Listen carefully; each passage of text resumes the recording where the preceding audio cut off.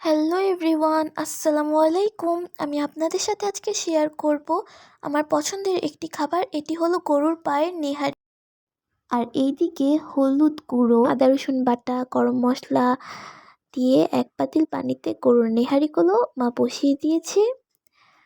আর এই তো এদিকে পানিগুলো টকবক টকবক করছে।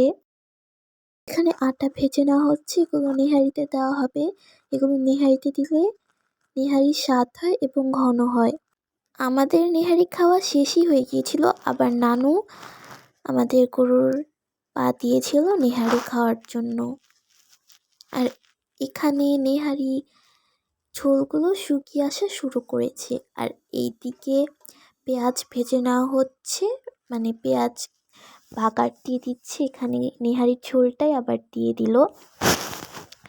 আর আর এই তো এখানে মামুনি পেঁয়াজগুলো নেহারিতে দিয়ে দিল।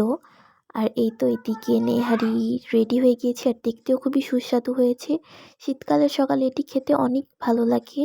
এটি রান্না হলে 2-3 দিন ধরে তো আমি শুধু এই খাবারটিই খাই। শুধু আমি না, আমার মা, বাবা, আমাদের সবারই এই খাবারটি অনেক পছন্দ।